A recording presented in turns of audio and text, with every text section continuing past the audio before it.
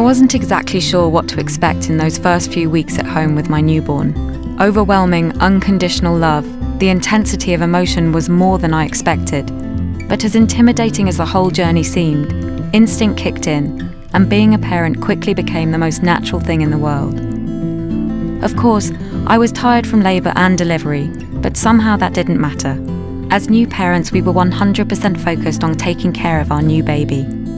Obviously, I tried to rest when my daughter rested, to eat well, and be smart about visitors.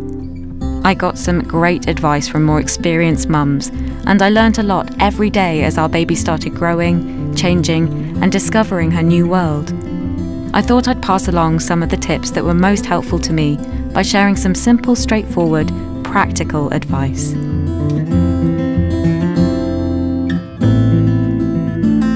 I had not held a newborn in a while, and I was surprised how unsteady she was at first. I had to fully support her head and neck until she developed the strength to hold it up by herself. I found just cradling her head in the bend of my arm or with my hand worked as a comfortable position. Whether you choose to breastfeed or bottle feed, just remember that this will be a big part of the time you spend together in the first few months. I found I was feeding every couple of hours around the clock. Using a support pillow and trying to take time to mentally relax when feeding really helped. I mainly breastfed, and although it was harder than I thought, we got the hang of it pretty quickly. Getting the position right and finding a comfortable latch was tough, but after just a few feeds we seemed to figure things out. But we also bottle fed. Bottle feeding gave me a chance to share this special time with Dad and her grandparents, as they were able to take over feeding from time to time. The first poo was also a surprise. It was thick, dark greenish, almost black and tar-like. It's called meconium. It fills the intestines before birth and usually expels in the first 24 to 48 hours after the baby arrives. It was sticky and tough to clean. Gentle baby wipes definitely helped. Once it cleared her system, things were more normal. Her poo slowly became softer, lighter in colour and more watery. So don't be alarmed, this is all quite normal.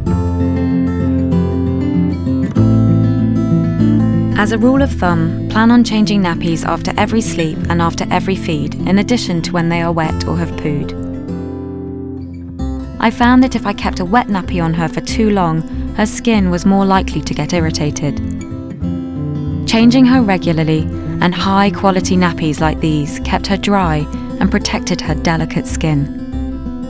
Pampers new baby nappies have a handy blue line that appears when she is wet, letting us both know that she might need to be changed.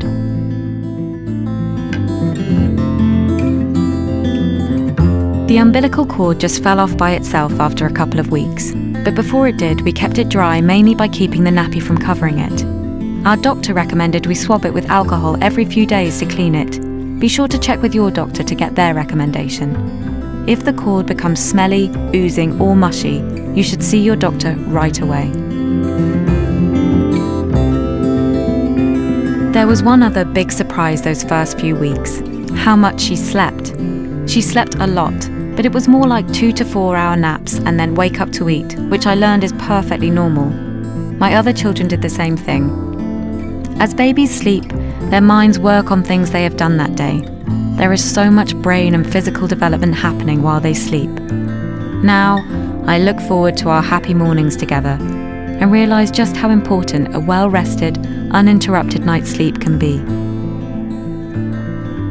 This is just a bit of what I've learnt about those incredible first few weeks with a newborn. It can seem like a lot, but don't worry. The love and care you give them is just what they need. You'll find your own rhythm and routine in no time. Visit Pampers' YouTube channel for more parenting tips.